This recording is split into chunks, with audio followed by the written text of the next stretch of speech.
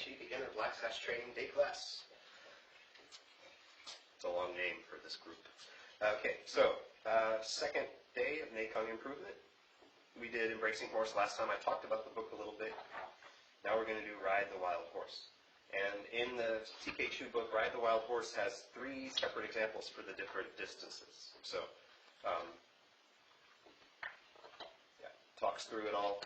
I'll show, I don't know how much you could see, but here's sort of the way it looks in the book, where you can see at the top there's the front view of him, kind of like going through each part of it, and then at the bottom there's a side view and lots of stuff like that. So we'll be going over the details of Ride the Wild Horse and some of the finer points that are not obvious. If you're trying this at home and you have a question, send it. And even if it's, even if I'm moving on to the next posture tomorrow, if you ask the question, I'll review and fill in whatever gaps in understanding you might have. Okay. Ride the Wild Horse. So, let's see. What to say about it? Yeah, there's the middle distance, the small distance, and then back out to the large distance, which isn't that big. It's just shoulder width apart. Let's try it together, and then maybe some of the common questions will occur to me that I've heard in the past. Let's try it middle distance again. Begin.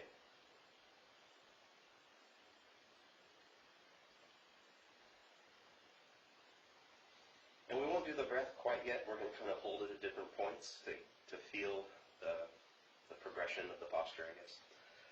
So at this point, I mentioned it before, but try not to feel like you're coming up in the shoulders or the neck. Relax and stretch, and relax and stretch, and try to find this sort of particular alignment of extended, relaxed, because it's not like limp relaxed, right? It's a different kind of relaxation. When you go forward, begin by leaning forward and see if you can feel the pelvis tuck on its own, just by a little bit of that. And then once you can feel the pelvis tuck, keep it tucked and sink down. You can sink down and lose your tuck, and maybe even go lower if you're flexible, but it won't be correct strength and balance wise. So feel the tuck stay there, feel your alignment of the outside edges of the weight in the heels and outside edges of the feet coming from the knees, not being collapsed in, but being out. And then whatever depth you want to go to. And hold it there for just a moment. We're not holding our breath. Should feel pretty intense though. And then, notice I say push with the feet, use the legs. So you should feel the legs doing the work and the upper body being levered up by the legs. And then release, lower the arms down. For some people, for some reason, I see people go, maybe it was stressful or strenuous earlier to get up there, but see if you can let it come down evenly, smoothly all the way. Show you from the side, just in case that helps. Normally in class, you would be coming around to all different angles to sort of examine. Here's the side view.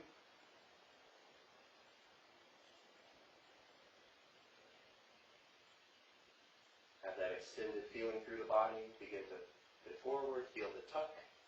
And feeling through it is really the important part. So at first it's hard not to feel through it if you're paying attention. But once you've been doing it for a while, you might just kind of habitually move, but feel through your weight in the feet.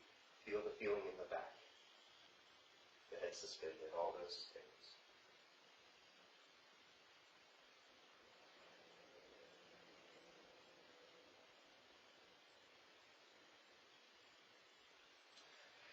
And small distance.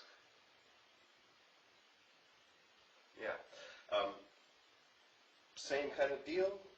You'll notice I say just keep the knees from squeezing together. So it's not going to be huge knees out. Notice you don't want the feet coming up. You want to feel the balls of the feet pressed into the floor just a little bit.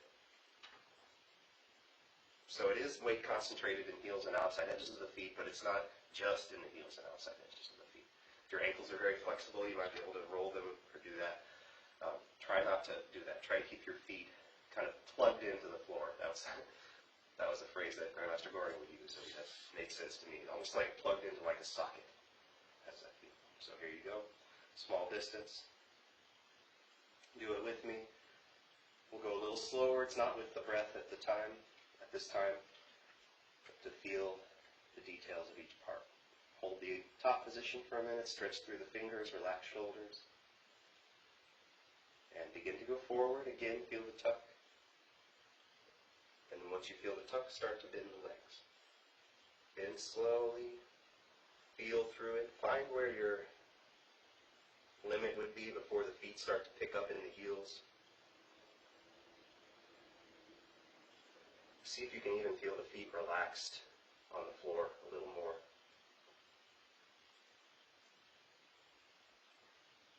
And then push, come up slowly. Breathe as much as you need to.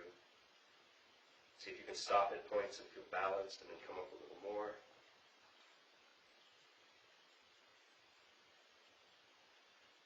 And then down. Don't let them drop. Be present through the motion all the way to the end. And then the large stance. I remember, this is my experience of learning this as a beginner. When we went to the large stance, I thought, oh, this is easier. This is an easier way to do it. I'm better at this because I could maybe go down a little more. It's deceptively not like that. The large distance, if you keep attention to all the alignments, is just different. It's not easier for me. So let the arm circle back and up.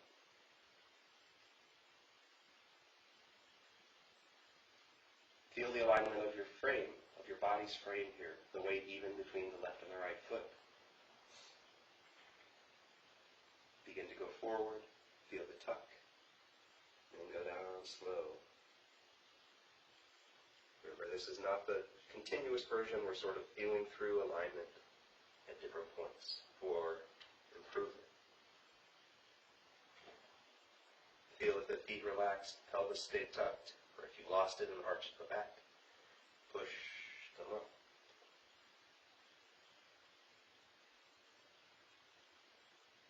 And down.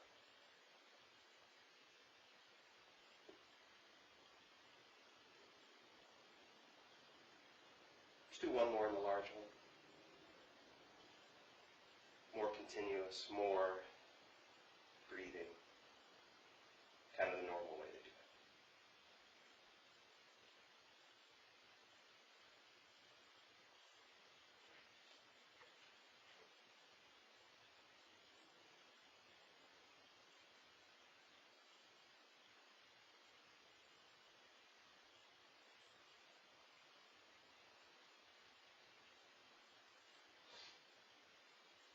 Okay.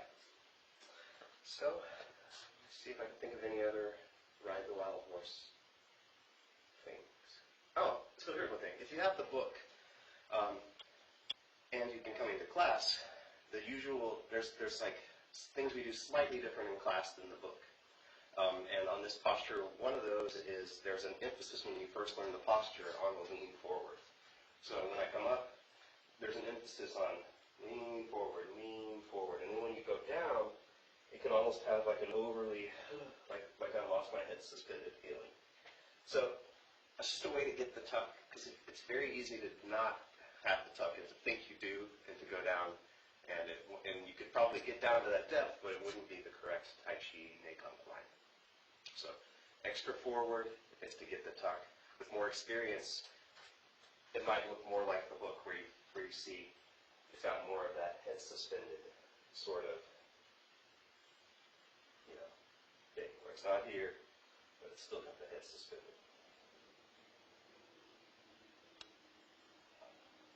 Okay. All right, so if you have any questions, Black Sash training about that move, or about embracing horse, don't ask about the later ones, we'll get to them. If you have questions on these two, go ahead and send them in, and I'll address them next class. Let's do our life skill 3 times. The path of self-mastery requires a focused mind. A focused mind sees no obstacles. Path of self-mastery requires a focused mind. A focused mind sees no obstacles. The path of self-mastery requires a focused mind. A focused mind sees no obstacles.